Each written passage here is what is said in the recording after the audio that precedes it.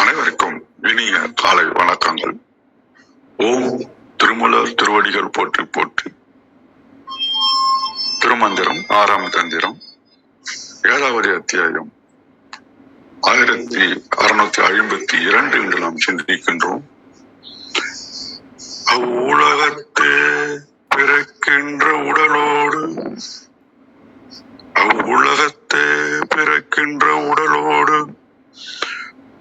இவ்வுலகத்தே அருந்தவம் நாடுவார்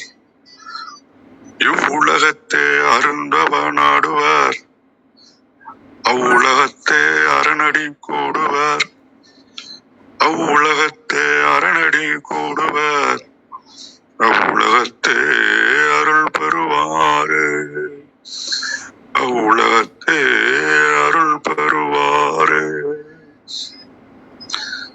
அது இறைவனை அடைய வேண்டும் என்கின்ற வேட்கையோடு எந்த உலகத்தில் சிவலோகம் போனாலும் சரி, மீண்டும் அங்கே பிறந்தாலும் சரி, அந்த உலகத்தில் ஏற்ற உடம்பை ஏற்று அந்த நிலையிலே அதற்குரிய தவங்களை தொடர்ந்து செய்து அதன் மூலமாக இறைவன் திருவடியை சென்றடைவார்கள்.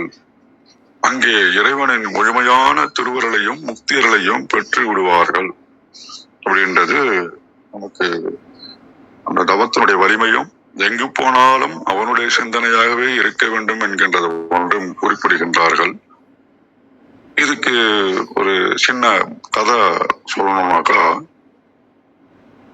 ஒருவன் இறை உலகத்தை அடைந்த பின்னரும் அங்கு தவம் செய்து எப்படி முழுமை பெறுகின்றார் அப்படின்றதுக்கு உபமன்யு முனிவர் கதை சிறப்பாக இருக்கும்னு நினைக்கிறேன்.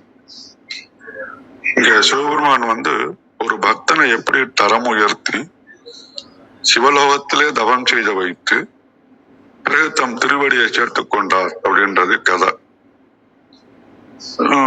உபமன்யு கதை பார்த்தீங்கன்னா, முனிவர் வியாக்கார பாதரனுடைய மகன் உபமன்யு சிறு வயசுல ரொம்ப கஷ்டப்படுறான் வறுமையால. குடிக்கிறதுக்கு கூட பசும்பால் கிடைக்கல. அவன் என்ன பண்றான், அவனுடைய தாய்கிட்ட போய் அம்மா எனக்கு பசும்பால் வேணும்னு கேட்கிறான். தாயினுடைய வறுமை மாவை கலந்து நீர்ல கலந்து இதான்ப்பா பால் குடின்றாங்க. அப்ப அவன் இன்னொரு உறவினர் வீட்டுக்கு போகும்போது அங்க பசும்பால் குடிக்கிறான். அப்ப நீ கொடுத்தது பால் இல்லையாமா அப்படின்னு சொல்லிட்டு அழுகுறான். அப்ப அந்த அம்மா என்ன சொல்றாங்க, நம்மகிட்ட பால் கொடுக்கறதுக்கு பசுக்கள் இல்லப்பா, நீ என்ன பண்ணுனா சிவபெருமான நினைச்சு கேட்டினா அவன் உனக்கு தவம் செஞ்சினா அவன் இந்த உலகத்தையே கொடுப்பான்ப்பா அப்படின்னு அவங்க அம்மா சொல்றாங்க. உடனே சிறுவன் உபமன்யு என்ன பண்றான்னா, காலகண்டம்ன்ற இடத்துல போய் கடும் தவம் செய்யறாரு. தவத்தின் மூலமாக ஈசன் காட்சி கொடுக்கிறாரு. உனக்கு பால் மட்டும் தேவையாக இருக்கவில்லை, இறைவன் இறைவன் அருகாமையிலே இருக்கணும் அப்படின்றான். அதனால அவ்வுலகுக்கு சிவலோகத்துக்கு போனாரு. அங்க அவருக்கு மரணமில்லா வாழ்வும் திவ்ய உடலும் கிடைச்சது. அங்கேயும் அவர் அருந்தவம் செஞ்சாரு. அப்புறம் அவருக்கு பார்க்கடலையே பரிசாக அளித்து தனது மகனாக ஏற்றுக்கொண்டு சிவகணங்களுக்கு தலைவனாக மாற்றினார் அப்படின்றது ஒரு கதை ஒண்ணு இருக்குது. அப்ப இந்த திருமூலர் என்ன சொல்றாருன்னா, உண்மையான பக்தன் உடலில் இருக்கும் போது தவத்தை தொடங்குகின்றான், பக்குவம் வரும்போது சிவலோகம் அடைகின்றான், அங்கும் உலக இன்பங்களில் திளைக்காமல் அரணடி கூட அப்படின்னு மீண்டும் தவத்தை செய்ய செய்ய இறைவனுடைய திருவடி அடைகின்றார்கள் அப்படின்றது அந்த பாடலுடைய பொருளா உணர்ற. மிக்க நன்றி. பாருங்கள் கௌரி அம்மா. நன்றி, மிக அருமை. ரத்னகுமாரையா வாங்கயா, உங்களோட கருத்தை சொல்லுங்க. பிரேக் ஆச்சுன்னா சொல்றேன், ஆடியோ பிரேக் ஆச்சுன்னா என்ன சொல்றேன். நன்றிங்க.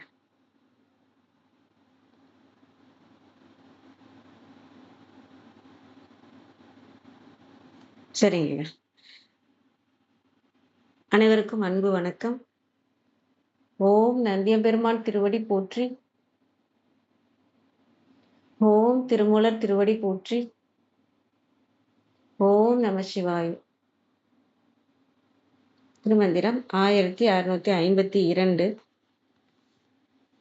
அவ்வுலகத்தே பிறக்கில் உடலோடும் அவ்வுலகத்தே அருந்தவம் நாடுவர் அவ்வுலகத்தே அரணடி கூடுவர் அவ்வுலகத்தே அருள் பெறுவாரே. Translation: If born with a body in the other world, they will pursue the great penance in that world. They will attain the Lord's feet in that world. They will be bestowed with grace in that world. கொடுத்துருக்காங்க. இங்க நம்ம அருளுடைமையின் ஞானம் வருதல்னு பார்த்துட்டு இருக்கோம். அதனால அந்த அர்த்தத்துல பார்க்குற மாதிரி புரிஞ்சுக்கிறேன். மற்றவங்களோட கருத்தையும் பார்க்கலாம். அவ்வுலகத்தே அப்படிங்கிறது வந்து அந்த அந்த சவ்வுன்னெலாம் சொல்லுவாங்க இல்லையா, அவ்வுடன் சவ்வும் அந்த இதில் பார்த்தா எனர்ஜி கான்ஷியஸ்னஸ்ன்னு பார்க்கலாம். சிவம் அந்த அகாரம், அந்த கான்ஷியஸ் லெவலில் எந்த இடத்துல நம்ம பிறக்கிறோமோ, இப்போ நமக்கு தெரியும் எத்தனை 14 உலகங்கள் இருக்குது நமக்குள்ள. அந்த கீழ் உலகம்னு பார்த்தீங்கன்னா அங்கே அறியாமை மிகுந்து இருக்கிற உலகம். அத்தலை வித்தலை சுத்தலை தலாத்தலை மகாத்தலை ரசாத்தலை பாதாள, அங்கே வந்து இருள் தான். அங்கே வந்து நமக்கு முழுமையாக நம்ம அறியாமையில் இருக்கிறது, மாயையிலே இருக்கிற இடம் அது. ஒவ்வொரு இடமா நம்ம மேலே ஏறி வர்றப்ப நமக்கு அந்த ஈகோலாம் குறைஞ்சி நமக்கு அந்த கான்ஷியஸ்னஸ் லெவலும் நமக்கு வந்துக்கிட்டே இருக்கும். நல்லது எது, கெட்டது எது, இன்பம் எது, துன்பம் எது, எது புண்ணியம், எது பாவம், எது செய்யணும், இதுமாரி நமக்கு அறிவு நிலை வந்து மேலோங்கிக்கிட்டே வரும்.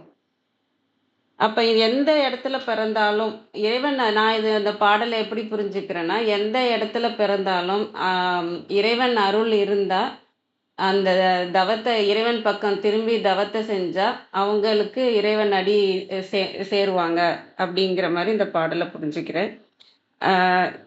அதனால நம்ம நான் எவ்வளோ பாவம் செஞ்சுருக்கிறேன், என்னால் இறைவன் அடைய முடியுமா, நான் இங்கே தான் இருக்கேன்னா, அதே மாதிரி நம்ம இங்கேருந்து பார்த்தீங்கன்னா நமக்கு இப்போ பூலோகத்தில் இருக்கோம். இப்போ 8வது நிலையில் இருக்கோம். 7 உலகத்தை தாண்டி 8வது நிலைக்கு வந்திருக்கிறோம். இன்னும் பூர்லோகம் சுவர்லோகம் நம்ம அடுத்தடுத்த சக்கரங்கள் போகும்போது ஒவ்வொரு அந்த தன்மைக்கு நம்ம எங்கேயும் போகிறதில்ல. அந்த அறிவு நிலை நமக்கு புரிய வரும். அந்த ஆராய்ந்து பார்க்குற அறிவு நமக்கு வர்றது, இன்பம்னா என்ன, புண்ணியம்னா என்ன, எதை செய்யணும் அப்படிங்கிறது, நல்லது கெட்டது இதெல்லாம் புரிஞ்சு ஒவ்வொரு அடுத்தடுத்த நிலைக்கு போகும்போது இந்த அன்பு வர்றது, அமைதி வர்றதுன்னு நம்மளோட கான்ஷியஸ்னஸ் லெவல் இன்க்ரீஸ் ஆக நம்மளோட உணர்வு நிலை மேலோங்கும், நம்ம அறிவு நிலை மேலோங்கும். அந்தந்த உலகத்துக்கு தகுந்த மாதிரி நம்மளோட தன்மையும் மாறிக்கிட்டே போகும்.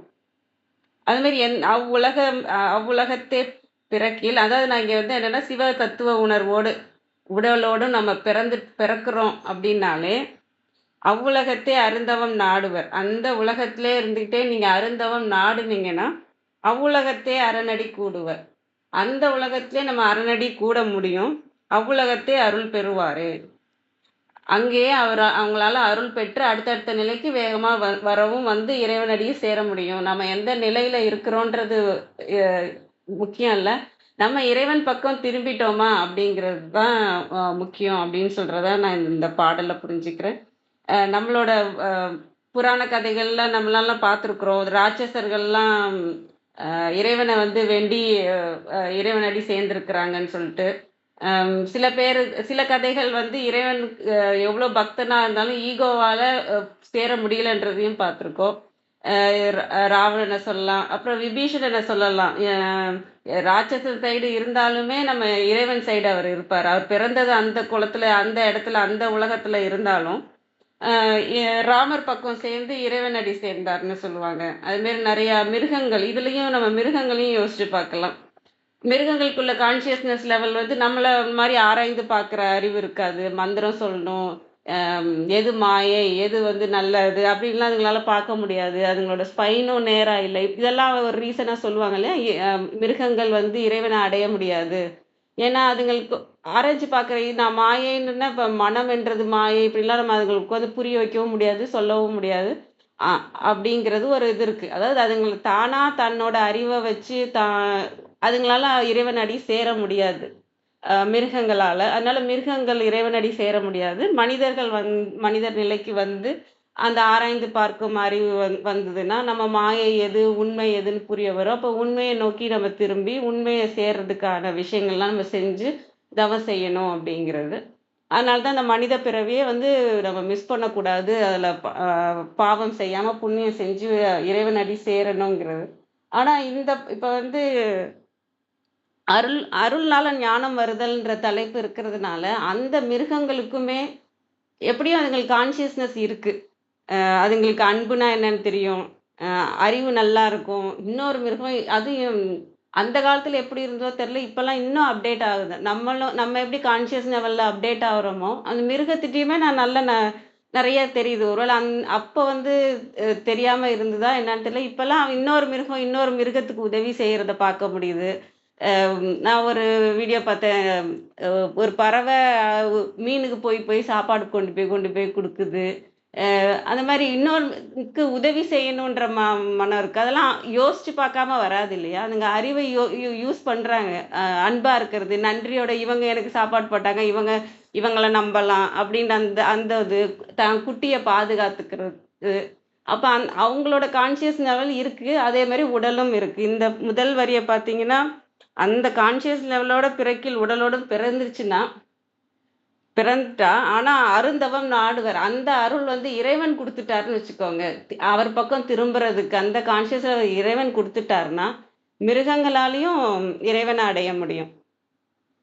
அது அதாவது எப்படின்னா, 5வதுலேருந்து 7வதுக்கு போணும்னா, நான் 6வது படிச்சா தான் 7வது போ முடியும். மனிதரா இருந்தா தான் 6வது படிச்சு நம்ம 7வது போ முடியும். அடுத்த கிளாஸ் போ முடியும்னு இருக்கு.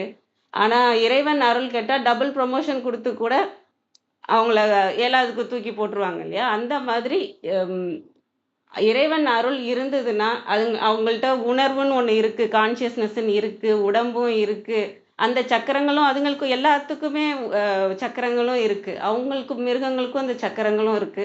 அப்ப இறைவன் அருள் குடுத்துட்டாருன்னா, அ அவர் பக்கம் அந்த மாயையிலேருந்து திருப்பி விட்டுட்டாருன்னா, மிருகங்களாலயும் இறைவன அடைய முடியும். அதையும் நான் பார்க்குறேன். ஏன்னா அருளால ஞானம் வரும் அப்படின்னு சொல்றதுனால, அருள் எங்க இருக்கோ, அங்க அங்க அங்க அதுக்கு தகுந்த உடலும், உணர்வும் இருக்கு அப்படின்னா, அது இறைவன் பக்கம் திரும்பி அந்த அருள் கிடைச்சதுன்னா, ஞானம் வரும் அப்படிங்கிறத சொல்றதா நான் புரிஞ்சுக்கிறேன். இன்னும் நெறையா பார்வைகளும், கருத்துக்களும் கேட்போம். அனைவருக்கும் நன்றி. வாங்க கிருத்திகாம்மா. வணக்கம் அம்மா.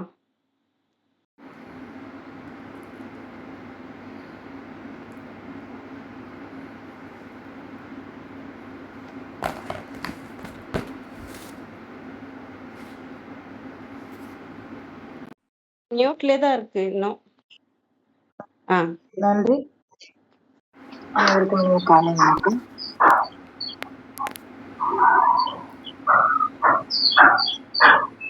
இன்றைய மந்திரம் வந்து 1652. அவ்வுலகத்தே பிறக்கில் உடலொடும் அவ்வுலகத்தே அருந்தவம் நாடுவன் அவ்வுலகத்தே அறநடி கூடுவர் அவ்வுலகத்தே அருள் பெறுவாரே. நான் கரெக்டா தானே வாசிக்கிறேன்? இந்த மந்திரம் தானே? ஆமா. மந்திரம்.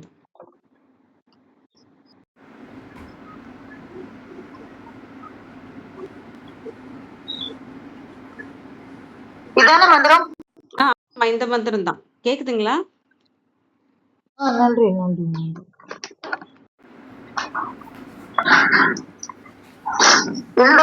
இந்த மந்திரத்தை பொறுத்த வரைக்கும் அவ்வுலகத்தே பிறக்கில் அப்படின்னு சொல்றாரு. இந்த உடல் எத்தனை முக்கியமானது அப்படிங்கறத நமக்கு உணர்த்துறதுக்காக. ஏன்னா நம்ம வந்து ஞானம் அப்படின்னு வந்த உடனே நம்ம என்ன நினைப்போம்னா, எது பத்தின கான்சியஸும் கிடையாது, யார பத்தின இதுவும் கிடையாது, ஞானத்துல அப்படியே மோனத்துல போயிடலாம் நம்ம அப்படிலாம் நம்ம நினைப்போம்.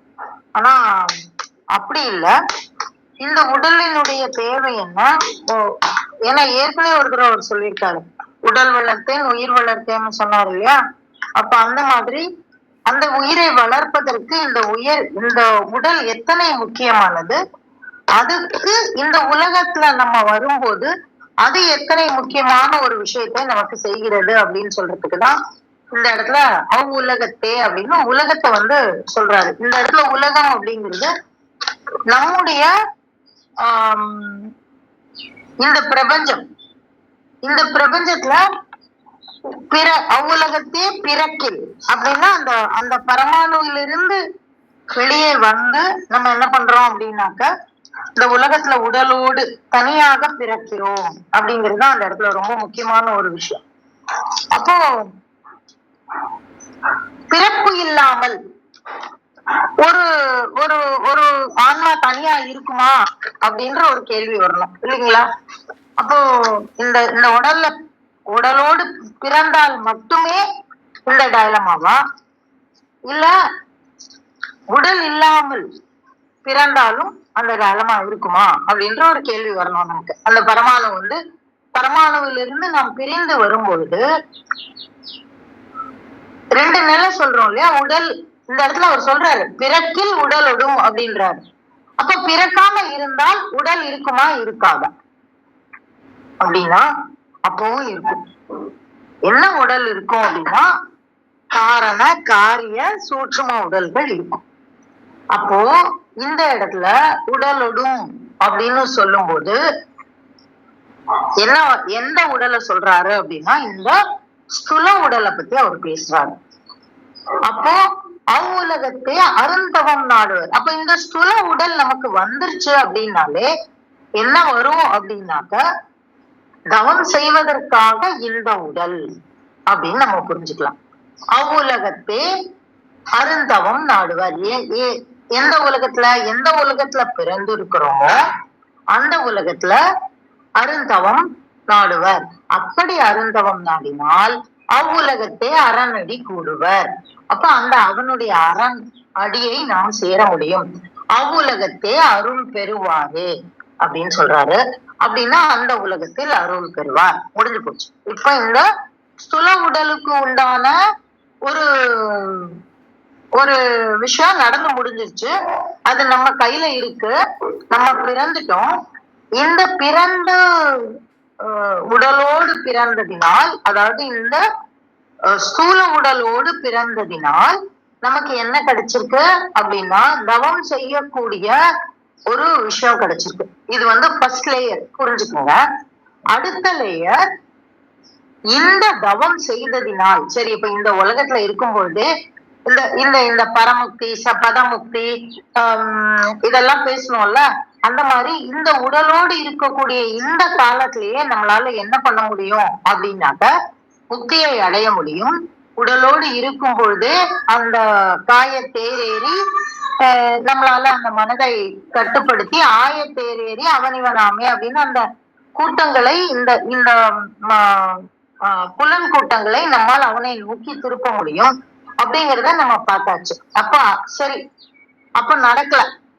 என்ன நடந்திருக்கு? இந்த இடத்துல வெறும் நம்ம வினைகள் கழிந்து விட்டது. ஆனாலும் பாக்கி இருக்கு, கொஞ்சம் பாக்கி இருக்கு. அது நல்வினையாகவும் இருக்கலாம், தீவினையாகவும் இருக்கலாம். தீவினைனா கண்டிப்பா பிறந்துதான் ஆகணும். இறைவன் அருள் இருந்தால் அதையும் அது அடுத்த லெவல்ல வருவோம் நம்ம. ஏதோ ஒண்ணு நல்வினை தீவினை எது பாக்கி இருந்தாலும் நம்ம என்ன பண்ணணும் அப்படின்னா திருப்பி பிறக்கலாம். அதுக்கு பதிலா என்ன செய்யலாம் அப்படின்னாக்க இந்த சூட்சும உடலோடு காரண உடலோடு நம்ம என்ன பண்ணலாம் அப்படின்னாக்க பிறப்பிற்கு முந்தைய நிலையில் இருந்து நம்மால் தவம் செய்ய முடியும். நீங்க ஒன்னு இமேஜின் பண்ணிக்கோங்க. நம்மளை சுத்தி இருக்கக்கூடிய இந்த பரவழியில இருந்து லேயர்ஸா இருக்கு. இப்ப நம்ம எல்லாமே சென்னை தான் சொல்றோம். ஆனா அந்த சென்னையிலயும் என்ன இருக்கு? ஒரு அவுட்டர்னு ஒண்ணு இருக்கு, இன்டீரியர்னு ஒண்ணு இருக்கு, வடக்கு பக்கம்னு ஒண்ணு இருக்கு, தெற்கு பக்கம்னு ஒண்ணு இருக்கு, கிழக்குன்னு ஒண்ணு இருக்கு, மேற்குன்னு ஒண்ணு இருக்கு. அப்போ இந்த இடத்துல நம்ம அதே மாதிரி இந்த பிரபஞ்ச வெளியிலையும் நம்ம கண்ணு பார்க்கக்கூடிய ஒரு தூரம் இருக்கு, அதுக்கு பியாண்ட் ஒரு தூரம் இருக்கு, அதற்கும் மேல் உலகம் ஒண்ணு இருக்கிறது. இதுக்கு நிறைய மேக கூட்டங்களை வச்சு கூட நம்ம அடையாளம் கண்டு கொள்ளலாம். இப்படி இருக்கக்கூடிய இந்த இடத்துல பித்ருலோகம்னு ஒண்ணு இருக்கு. அந்த பித்ருலோகம் நம்ம கௌரிமா சொன்னாங்க, ஐ திங்க் அதோட ரெஃபர் பண்ணாங்கன்னு நினைக்கிறேன். அந்த மாதிரி 7 உலகங்கள் இருக்கிறது. இந்த உலகத்துல உடலற்று, அதாவது ஸ்தூல உடலற்று சூட்சும உடலாகவும் நம்மால் இருக்க முடியும். ஆனால் அந்த இடத்துல பிறக்கில் கிடையாது, அந்த இடத்துல பிறக்கல. நம்ம இந்த உலகத்துல பிறந்து அதனுடைய பயனை தான் நம்ம அந்த இடத்துல அனுபவிக்க முடியும். தேவர்களாக பிறக்கவில்லை, தேவர்களாக மாறுகிறோம். அதே மாதிரி அங்கேயும் போய் நம்ம விளைவுகளின் பார்ப்பட்டு நம்ம மீண்டும் மீண்டும் ஒரு இன்ப துன்பங்கள்ல ஆழ்பட ஆரம்பித்தோம்னா மீண்டும் பிறத்தல் வரும். பிறக்கிறது அப்படின்னாலே இந்த உலகத்துலதான். ஆனால் அவ்வுலகத்தை அருந்தவம் நாட முடியும். எப்படி என்றால் அதற்கும் அடிப்படை எதுதான்னா, இந்த உலகத்துல பிறக்கும் பொழுது நம்ம உடலோடு பிறக்கும் பொழுது அருந்தவத்தை நாடினால் மட்டுமே. அப்பதான் அவ்வுலகத்தை அறநடி கூட முடியும். அப்போ தேவர்களாக பிறக்கவில்லை, தேவர்களாக மாறுகிறோம், நம்ம பின்னவர்களாக மாறுகிறோம். அதற்கு உண்டான அடிப்படை எங்க இருக்கு? இட்லி ஊத்தணும்னா என்ன பண்ணணும்? நம்ம அரிசிமா அரைச்சி, உளுந்தமா அரைச்சி, உப்பு போட்டு கரைச்சி வச்சு ஒரு நாள் புளிக்க விட்டாதான் அது ஃபெர்மெண்டைன் ஆகும். அது ஃபெர்மெண்டைன் ஆனாதான் நம்ம இட்லி ஊத்த முடியும். அது இல்லாம வெறும் இட்லி சாப்பிட முடியாது. அந்த மாதிரி தேவர்களாக பிறக்கணும்னாலும் பின்னவர்களாக மாற வேண்டும் என்றாலும் இதுதான் முக்கியம், இந்த உடல் முக்கியம். அப்ப இந்த உடல் முக்கியமாக இருக்கும் பொழுது இந்த உடல்ல நம்ம என்ன பண்ணணும்? அருந்தவம் செய்ய வேண்டும். அது இந்த உலகத்துல இல்ல, மேல் உலகத்திலும் நமக்கு பலனை தரும். ஏன்னா சிவமுக்தி கிடைத்தால் கூட நம்ம இறைவனோடு ஒன்றி இருக்கும் பொழுது இந்த தான் அப்படிங்கிற எண்ணம் வந்துருச்சுன்னு வச்சுக்கோங்களேன், என்ன நடக்கும் அப்படின்னாக்க திருப்பி அந்த பரமாணுல இருந்து பிரிஞ்சு திருப்பி இந்த உலகத்துக்கு நம்ம வர வேண்டிய சூழ்நிலை வந்துவிடும். அதனால்தான் இந்த தவம் பண்ணி சதா சர்வகாலம் இறை நினைப்பில் இருந்தோம்னா என்ன நடக்கும்னா, அவ்வுலகத்தை அறநடி கூடுவர். அப்ப அங்கேயே அறநடியில் நம்மால் இணைந்து நிற்க முடியும். அவ்வுலகத்தை அருள் பெறுவாரே அப்படின்னு சொல்றாரு. இத நம்ம எல்லா லேயர்லயும் பார்க்க முடியும். இந்த உலகத்துல பிறந்து தவம் செய்து இறைவனை அடையலாம், அவனுடைய அருளை பெறலாம் சொல்ல முடியும். இந்த உலகத்துல பிறந்து தவம் செய்து அந்த உலகத்திலும் இறைவனடி கூட முடியும் அப்படின்னு எல்லாத்துக்கும் முக்கியமான இந்த உடலை பற்றி இந்த மந்திரத்துல சொல்றாரு. இந்த உடலோடு நாம் செய்ய வேண்டிய விஷயத்தை பத்தி சொல்றாரு. அதன் மூலம் நாம் அடையக்கூடிய அனுபவத்தை, பலனை பற்றி சொல்கிறார். சோ இந்த உடல் எவ்வளவு முக்கியமான ஒரு விஷயம், அதை நம்ம எதுக்கு உபயோகப்படுத்தணும் அப்படிங்கிறத புரிஞ்சு நம்ம நடந்துக்கணுங்கிறது திருமூலருடைய அறிவுரையா இருக்கு. அதை கற்றுக்கொள்வோம் நண்பர்களே. நன்றி. அருமையான ஒரு மந்திரத்தை உங்களோட பகிர்ந்து இந்த காலை விளக்கி. நன்றிங்க, மிக தெளிவான விளக்கம், மிக்க நன்றி. வாங்க தியாகராஜன் ஐயா, வாங்கய்யா. வணக்கம் ஐயா. ஒரு நிமிடம், நான் நேற்றுக்கே சொல்லணும்னு நினைச்சேன். தியாகராஜன் ஐயாவுடைய அந்த பாடல் ரொம்ப அற்புதமா இருந்தது. நான் மைக்க ஆன் பண்றதுக்குள்ள டைம் முடிஞ்சிருச்சு, அதனால நான் சரி இதுக்கு மேல பேச முடியல. ஐயா, எனக்கு ஒரு சின்ன வேண்டுகோள் இருக்கு. ஏதாவது ஒரு ஞாயிற்றுக்கிழமையோ இல்ல ஒரு சனிக்கிழமையோ கொஞ்சம் நேரம் எடுத்துக்கிட்டு இந்த மந்திரத்தோடு, இந்த மாதிரி மந்திரங்களோடு ஏதாவது ஒரு என்ன சொல்றது, ஒரு தலைப்பை எடுத்துட்டு அந்த தலைப்பை ஒட்டின மகிழ்ச்சியின் பாடல்களை நீங்க பகிர்ந்துக்கிட்டீங்கன்னா இது ஒரு தொடர் நிகழ்வா கூட நீங்க பண்ணலாம். அட்லீஸ்ட் கொஞ்சம் ஒரு சில பாடல்களையாவது அந்த தலைப்பை ஒட்டி இருக்கக்கூடிய பாடல்களை பகிர்ந்துக்கிட்டீங்கன்னா ரொம்ப நன்றியாக இருக்கும். நன்றி. ரொம்ப நிறைவா இருக்குது. உங்களை மாதிரி பெரியவங்களுடைய ஆசீர்வாதம் கிடைக்கிறதும், இந்த தளத்துல நம்ம கொடுக்கறது எல்லாமே இறைவன் கொடுக்கறது தான். அந்த இறையருள் நம்ம சிந்தனையை எந்த அளவுக்கு உயர்த்திக்கிறோமோ அந்த அளவுக்கு உயர்வை கொடுத்து கொண்டே இருக்கிறதுன்றது நல்லா உணர முடியுது. அன்பு ஐயா லயன் அரிமா அழகேசன் ஐயாவுடைய கருத்துக்களை கேட்டுக்கொண்டு, நிச்சயமாக எனக்கு ஆசைதாம்மா, நிறைய கருத்துக்களை சொல்லணும் மோதுது. ஏன்னா நம்ம இருக்கிற காலம் எவ்வளவுன்னு தெரியாது. இருக்கிற காலத்துக்குள்ள நாம பெற்ற அந்த இறை அனுபவங்களை எல்லாரோடையும் பகிர்ந்து கொள்ளும் போது அது ஒரு ஆனந்தம். மத்தவங்களுக்கு கிடைக்குதோ இல்லையோ, பகிர்ந்து கொள்ற நமக்கு கிடைக்குது. இப்ப நீங்க எவ்வளவு ஆனந்தமா சொல்றீங்க, அந்த ஆனந்த அலை எங்களுக்குள்ளேயும் மோதி எங்களுக்கும் ஒரு ஆனந்தத்தை உற்சாகத்தை கொடுக்குது. ஆனா எளிமையாக சொல்ல பழகணும். எதுவுமே நமக்கு புரியாதத சொல்லும் போதுதான் அங்கே சிரமங்கள் வருது. நம்ம புரிந்து கொள்ளணும். முதல்ல அந்த புரிந்து கொண்டதை இன்னும் எளிமையா எப்படி சொல்லலாம் அப்படின்னு நம்ம அதை உணரணும். பொதுவாக அதை ஒரு அதாவது நந்தனார் சரித்திரத்துல எழுதியிருப்ப கோபாலகிருஷ்ண பாரதியார் ரொம்ப அற்புதமா எல்லாத்தையுமே ரொம்ப எளிமையா சொல்லுவார். அந்த பாடல் கூட இன்னைக்கு ஒரு சிறப்பை கொடுக்கும். அதாவது சிவலோகநாதனை அப்படின்னு வந்து பாடுவாங்க. சிவலோகநாதனை கண்டு சேவித்திடுவோம் வாரி, சிவலோகநாதனை கண்டு அற்ப சுகத்தை நினைந்தோம், அரண் திருவடிகளை மறந்தோம்.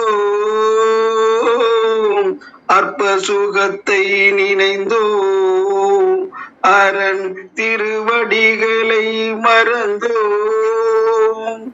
அப்ப அது மறக்க கூடாதுன்னா என்ன பண்ணணுமா? சிவலோகநாதனை கண்டு சேவித்திடுவோம் வாரி அப்படின்னு எல்லா ஜனங்களையும் கூப்பிடுவாரு. அப்ப இந்த உலகத்துல, இந்த உலகம், இந்த பூ உலகத்துல பிறக்கணும் அப்படின்னு சொன்னா இறைவனுடைய அருள் இருக்கணும்.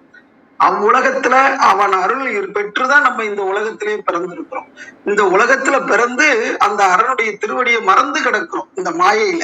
அதாவது புலன் மயக்கத்துல புலன் உணர்வுல சிக்கி கொண்டு இந்த உடல் அற்ப சுகத்தை நினைந்து நம்ம மனசு நாடி கொண்டிருக்குது. அப்ப பிறக்கும் போதே எப்படி வரணும்னா அந்த சூட்சும உடலாகிய அந்த காரண உடலாகிய அந்த தெய்வீக உணர்வோடு நாம இந்த உலகத்துல பிறந்து வந்தோம்னா இந்த உடல் சுகத்தை மறந்து அந்த தெய்வீக சுகத்தை நாடும். தேசம் பரதேசம்னு சொல்லுவாங்க. இந்த தேசத்துல நாம இருந்தாலும் நமக்கு மேல ஒரு தேசம் இருக்கு. அதனாலதான் அந்த பரதேசம் என்று சொல்லுவார்கள். அதை ஏங்குனவங்க தான் பரதேசின்னு சொல்றது. பரதேசின்னா அது என்னமோ ஒண்ணு இல்லாம வீட்டை விட்டு ஓடணுன்ற மாதிரி நம்ம நினைச்சுக்கிட்டு இருக்கிறோம். ஆனா அது ஒரு உயர்ந்த சொல். அந்த இறை உணர்வை பெற்ற அந்த ஞானிகள் அடைந்த தேசம் பரதேசம் என்பது. அந்த பரதேசத்திலேயே இருக்கக்கூடியவர்களை தான் அந்த வார்த்தை சொல்லுவாங்க. பிறக்கும் போது இந்த உடலோட வர்றோம். இந்த சூழ உடலோடு வந்தாலும் அந்த ஞானத்தை அடைய வேண்டும் என்றால் குருவருள் வேண்டும். அதற்கு அந்த அருந்தவம் புரிய வேண்டும். தவம் என்றால் ஒன்றையே நாடுவது. அந்த ஒன்று எதுன்றது தெரியாம நம்ம எப்படி நாடுவது? அதுக்குதான் ஞானலோகம் சிவலோகம் என்று சொல்லக்கூடிய அந்த உலகத்துல உள்ள நினைவு நமக்கு இருக்கணும். அந்த நினைவு இருக்கணும். அப்ப அந்த நினைவை மறந்தவங்களுக்கு நினைவூட்டுறவங்க தான் வழிகாட்டியாக வந்த குருமார்கள். அவங்க அந்த நினைவோட இருக்கிறாங்க. அதனால அந்த நினைவை நமக்கும் நினைவூட்டுறாங்க. அப்படிப்பட்ட அந்த நினைவூட்டலாக இந்த திருமந்திர பாடல்லாம் நமக்கு வருது. எல்லாருக்குள்ளயுமே அந்த ஞானம் இருக்கு. நம்ம இந்த உலகத்துல தானே பிறந்திருக்கிறோம். நமக்குள்ள அவன் இல்லையா? தூணுல துரும்புல இறைவன் இருக்கிற இறைவன் நமக்குள்ளே இருந்து கொண்டு ஒவ்வொரு வினாடியுமே நம்மளை வழிநடத்தி கொண்டிருக்கிறான். உறுதுணையாக பாதுகாப்பாக வழிநடத்தி கொண்டிருப்பது அந்த மகாசக்தி. அதனாலதான் இமைப்பொழுதும் என் நெஞ்சில் நீங்காதான் தாழ்வாழ்க என்று மணிவாசக பெருமாள் சொல்வார். அதனால இன்றைய மந்திரம் ரொம்ப சிறப்பு. அவ்வுலகத்தே பிறக்கில் உடலோடு அவ்வுலகத்தே அருந்தவம் நாடுவர், அவ்வுலகத்தே அரணடி கூடுவர், அவ்வுலகத்தே அருள் பெறுவாரே. அப்ப அருள் பெற வேண்டும் என்றால் மறுநிலையை ஒழிக்க வேண்டும். இந்த உலகத்துல மயங்கி கிடைக்கின்ற அந்த நிலையை மறந்து அவ்வுலகத்துல அருள் கொட்டி கிடக்குது. அருள் அப்படி பெருகி கொண்டே இருக்கும், ஊற்றெடுக்கும். அதுக்கு இவ்வுலகத்துல நாம என்ன பண்ணா அன்போடு கருணையோடு இருக்க வேண்டும், அரணடி கூட வேண்டும். அப்ப அரணடி என்று சொல்லும் போது இந்த உலகத்தை படைத்து காத்தி எப்படியெல்லாம் திருத்தம் பண்ணணுமோ ஒன்னையும் உருவாக்கி கொண்டிருக்காரு பாருங்க. ஒரு மண்ணை எடுத்துக்கொண்டு பல உருவங்கள் செய்வது போல தன்னிலிருந்த அந்த ஆற்றலை வைத்து கொண்டு தனது அறிவால உலகத்துல எவ்வளவு விஷயங்களை இயற்கை படைத்து நமக்கு அனுபவிக்க கொடுத்திருக்குன்னு பாருங்க. அப்படிப்பட்ட அரணடி எல்லாத்தையுமே மாற்றி அமைத்து சர்வ வல்லமையில எல்லாவற்றையும் உருவாக்கி கொடுத்து கொண்டிருக்கின்ற அந்த அரண், அவன் அடிய உணர்ந்த அந்த ஞானியர்களோடு கூட வேண்டும். அப்பதான் நம்ம அதை பத்தியே சிந்தித்துட்டு இருக்க வேண்டும். சங்கமம் என்று சொல்வார்கள், அதாவது சங்கம் என்று சொல்வார்கள். அந்த சங்கத்துல இணையணும். அதாவது ஞானியர்கள், அந்த அறிஞர் பெருமக்கள், பெரியாரோட இணக்கம் கொள்தல், நீத்தார் பெருமையை உணர்ந்து உலகப்பட்டதிலிருந்து விடுபட்டு அந்த தெய்வீக உணர்வுல இருக்கக்கூடிய உங்களுடைய அந்த பெரியாரை துணைக்கோடல் என்று ஒரு அதிகாரமே கொடுத்திருப்பார். யார் பெரியவர் அப்படின்னா, அவனை நினைந்தால் நீ பெரியவர். இறைவனை யாரெல்லாம் நினைக்க முடியுதோ அவங்கெல்லாம் பெரியவங்க தான். நாம எல்லோருமே இப்ப நினைத்து கொண்டுதான் இருக்கிறோம். நம்மெல்லாம் பெரியவங்க தான். பெரிய ஆள்பாவ அப்படின்னு இறைவனை சொல்லும் போதுதான் பெருமாள்னு சொன்னாங்க. அப்ப இறைவனையே நினைச்சுக்கிட்டு இருக்கிற ஆளும் பெருமாள் தான். அதனாலதான் மனிதர்களுக்கு பெருமாள்னே பேர் வைக்கிறாங்க. அப்படியாவது நினைச்சுக்கிட்டு உயர மாட்டானா அப்படின்னு. அதனால அவ்வுலகத்தே பிறக்கில் உடலோடு, அந்த தூய உடலோட பிறக்கணும், தூய சிந்தனையோட பிறக்கணும், இறைவனை உணர வேண்டும் என்ற அந்த கருத்து இந்த உடலுக்குள்ள இருக்கணும். அந்த காரணம் இல்லைன்னா இந்த பிறவி எடுத்ததனுடைய நோக்கத்தையே மறந்து போயிருவோம். இந்த ஸ்தூல உடலோட தான் நம்ம உலகத்துல பிறக்கிறோம், ஆனா அதை மறந்து போயிருக்கிறோம். எதுக்காக பிறந்தோம், நம்ம பிறப்போட நோக்கம் என்ன, வாழ்க்கையோட நோக்கம் என்ன என்பதை எல்லாம் உணராம இருக்கிறதுனாலதான் இன்னைக்கு நிம்மதி இல்லாம குழப்பத்துல இருந்து கொண்டிருக்கிறோம். ஆனா இந்த உலகத்துல இருந்து அந்த ஞானலோகமாகிய அந்த சிவலோகநாதனை நாம தரிசிச்சிட்டோம்னா அவன்தான் நாமாகி வந்திருக்கிறோன்ற அந்த உண்மை புரியும். நான் வேறு அவன் வேறு அல்ல என்பதை நாம உணர முடியும். அதனால அந்த அருந்தவம் என்று தவம்னு கூட சொல்லல, அருந்தவம்னு சொல்றாரு. ஏன்னா இந்த உணர்வு வருவதே ஒரு பெரும் பேர் அது. அதனால பிறக்கும் போதே நம்முடைய தாய் தந்தையர்களுடைய அந்த எண்ணம், உயர்ந்த எண்ணம் தான் நமக்கு இந்த சிந்தனையோட பிறக்க வச்சிருக்கு. இந்த நல்ல நேரத்துல நம்முடைய அன்னை தந்தையரை நினைத்து எப்பொழுதுமே வணங்கி கொள்ளணும். இப்பவும் வணங்கி கொள்வோம். அவர்களுடைய அருள் இல்லைன்னா நாம இந்த நினைவு வந்திருக்குமா? இந்த பிறவியில இந்த உணர்வை பெற வேண்டும் என்ற கருத்துல ஏதோ ஒரு வகையில அவங்க மனதுல ஒரு வினாடி நேரம் அவங்க நினைச்சிருந்தா கூட அந்த எண்ணம் தான் நமக்கு இன்னைக்கு இந்த சிந்தனையை தூண்டி கொண்டிருக்கிறது. அந்த தவத்திலையும் நம்மளை பெறும்போதே அவங்க தவம் இருந்துதான் குழந்தை நல்லா இருக்கணும்ன்ற அந்த கருத்தோட தான் நம்மளை பெத்தெடுத்தாங்க. அதே மாதிரி இறைவனை உணர வேண்டும் என்ற அந்த கருத்திலேயே கருத்தாக இருப்பது, நமக்குள்ளே இருக்கக்கூடிய இறைவனை, அந்த நமக்குள்ளேயே பேசிக்கிட்டு நமக்கு உறுதுணையா வழிநடத்தி கொண்டிருக்கிற அந்த இறைவனை இந்த காலத்துல எப்ப உணர்றது? இந்த உடல்ல உயிர் இருக்கிற காலத்திலேயே உணரணும். இந்த உடல்ல உயிராக இருப்பதோ, அந்த உயிருக்கு உயிராக காரண உடலாக இருப்பது அவன் தானே. எல்லா சுகத்தையும் அழித்து கொண்டிருப்பதோ, அந்த சுகத்திற்குரிய பொருளாக நபராக வந்திருப்பவனும் அவன் தானே. அவன் இல்லாம வேற என்ன இருக்கு இந்த உலகத்துல? இதெல்லாம் உணர்ந்ததுதான் அருள் என்பது. அந்த அருள் என்பதுன்னா கொடுக்கப்பட்டதுதான் நமக்கு. எல்லாருமே அருளுடையவர்களா தான் இருக்கிறோம். நாம அருளுடையவர்கள் தெரிஞ்சுக்கிறதுக்கே இவ்வளவு காலம் ஆகுது நமக்கு. அதனால நம்ம உண்மையை புரிந்து கொள்வோம். ஐயே மெத்த கடினம் உமக்கடிமை, ஐயே மெத்த கடினம் பொய்யாத பொன்னம்பலத்தையாயிருக்கும் இடம், நையாத மனிதர்க்கு உய்யாது கண்டு கொள்ளும் ஐயே மெத்த கடினம் உமக்கடிமை, ஐயே மெத்த கடினம். ரொம்ப நல்லா இருக்கும். அந்த வாசியால அந்த மூலக்கணலை நம்ம மூலாதாரத்துல இருந்து மேல கொண்டு வரணும். அந்த குண்டலினிய ஆட்டுமே மனம் ஊட்டுமே மேலோட்டுமே வழி காட்டுமே, இந்த மானாபிமானம் விட்டு தானாகி நின்றவர்க்கு சேனாதிபதி போலே ஞானாதிபதியுண்டு பாருமே, கட்டி காருமே உள்ளே சேருமே அது போருமே. இதெல்லாம் நம்ம சாதாரணமா பார்க்க முடியுமான்னா முடியாது. முப்பாலும் தாண்டி வந்து அப்பாலே நின்றவர்க்கு இப்பார்வை கிடையாது, அப்பால் திரு நடனம் ஆடுவார், தாளம் போடுவார், அன்பர் கூடுவார், இசை பாடுவார். அப்படி பாடுறத இதை கண்டாரும் கிடையாது, விண்டாரும் சொன்னதில்லை, கண்டாரும் கிடையாது, பிண்டாரும் சொன்னதில்லை. அண்டாண்ட கோடி எல்லாம் ஒன்றாய் சமைத்திருக்கும் அல்லவோ, ஏழை சொல்லவோ நேரமாகுதல்லவோ, அங்கே செல்லவோ நேரமாகுதல்லவோ. ஐயே மெத்த கடினம் உமக்கடிமை, ஐயே மெத்த கடினம். அற்புதமாக மகான் கோபாலகிருஷ்ண பாரதியார் எழுதிய இந்த பாடல் வரிகளை சிந்திக்க சிந்திக்க ஒரு ஆனந்தமா இருக்கும். அது அந்த படத்துல, நந்தனார் படத்துல இந்த பாடல்லாம் கேட்கும்போது திரும்ப திரும்ப நான் போட்டு கேட்டுட்டு இருப்பேன். முப்பாலும் தாண்டி வந்து அப்பாலே நின்றவருக்கு இப்பார்வை கிடையாது. அவனுடைய ஆட்டம்தான். அந்த ஆட்டத்தை பார்த்தவங்க, அந்த தாளம் போட்டுக்கிட்டு இருக்கிறவங்க, அப்படியே கூடி ரசிச்சுக்கிட்டு இருக்கிறவங்க, இசை பாடிக்கிட்டு இருக்கிறவங்க எல்லாம் நிறைய பேரு. ஆனா அவங்களுடைய உள்ளுணர்வை நம்மளால எடுத்து சொல்ல முடியுமானா முடியாது, யாராலும் முடியாது. அவங்க அனுபவிச்சு தெரிஞ்சு கொள்ள வேண்டிய விஷயம். அதனால நாமளும் அந்த அனுபவத்தை பெறணும், ஆனந்த கூத்தாடணும். அந்த கூத்தாற்றவனை நம்ம உணர்ந்து அந்த கூத்துல கலந்து கொண்டு ரசிப்போம், சிந்திப்போம், வாழ்க்கையில உயர்வடைவோம்.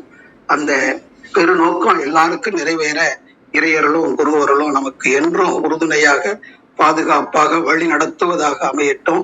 ரொம்ப மகிழ்ச்சியா இருக்குது. இந்த சிந்தனையில கலந்து கொண்டு சிவமடைத்த அத்தனை அன்பர்களுக்கும் மனமார்ந்த நன்றிகள். ஓம் திருமூலர் திருவடிகள் சரணம் சரணம் சரணம். நன்றி. நன்றிங்க. அற்புதமா இருந்தது உங்களோட பாடல்கள். அது மாதிரி அழகான விளக்கம் கொடுத்தீங்க. நல்ல அறிவுரை இருந்தது. மிக்க நன்றிங்க. வேற யாரும் எதுவும் சொல்றீங்களா? கருத்து, கேள்வி?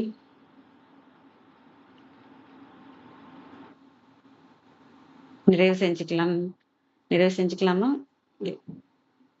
நன்றி. இன்று எங்களுடன் இணைந்த அனைத்து உள்ளங்களுக்கும் எங்களது மனமார்ந்த நன்றிகள். மீண்டும் நாளை காலை 6:30 மணிக்கு சந்திப்போம். தலம் நிறைவு பெறுகிறது. திருமூலர் திருவடிகள் சரணம் சரணம். திருமூலர் திருவடிகள் சரணம் சரணம். திருமூலர் திருவடிகள் சரணம் சரணம். அனைவருக்கும் நன்றி. ஓம் நம சிவாய்.